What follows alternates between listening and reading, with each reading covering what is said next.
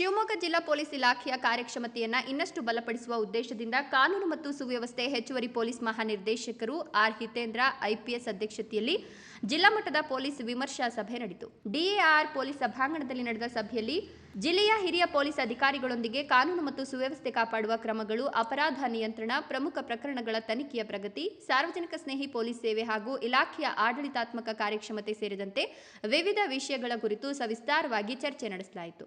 ಅಪರಾಧ ಪ್ರಕರಣಗಳ ತ್ವರಿತ ತನಿಖೆ, ಕಾನೂನು ಸುವ್ಯವಸ್ಥೆ ಕಾಪಾಡುವಲ್ಲಿ ಹೆಚ್ಚಿನ ಜಾಗರೂಕತೆ ಹಾಗೂ ಜನಸ್ನೇಹಿ ಪೊಲೀಸ್ ಸೇವೆಗೆ ಆದ್ಯತೆ ನೀಡುವಂತೆ ಅಧಿಕಾರಿಗಳಿಗೆ ಮಾರ್ಗದರ್ಶನ ನೀಡಲಾಯಿತು.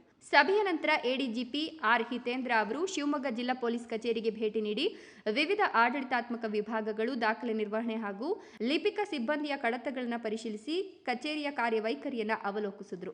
ಬಳಿಕ ಡಿಎಆರ್ ಶಿವಮೊಗ್ಗ ಘಟಕಕ್ಕೆ ಭೇಟಿ ನೀಡಿ ಪರಿವೀಕ್ಷಣೆ ನಡೆಸಿದ ಅವರು ಘಟಕದ ಮೂಲಸೌಕರ್ಯ, ಶಿಸ್ತು, ತರಬೇತಿ ಹಾಗೂ ಸಿಬ್ಬಂದಿಯ ಕಾರ್ಯನಿರ್ವಹಣೆಯನ್ನು ಪರಿಶೀಲಿಸಿದರು. ಇಲಾಖೆಯ ಪ್ರತಿಯೊಂದು ಘಟಕವು ಸಮನ್ವಯದಿಂದ ಕಾರ್ಯನಿರ್ವಹಿಸಿ ಸಾರ್ವಜನಿಕರಿಗೆ ತ್ವರಿತ, ಪಾರದರ್ಶಕ ಹಾಗೂ ಗುಣಮಟ್ಟದ ಪೊಲೀಸ್ ಸೇವೆಯನ್ನು ಒದಗಿಸುವಂತೆ ಅಧಿಕಾರಿಗಳಿಗೆ ಸೂಚನೆ ನೀಡಿದರು.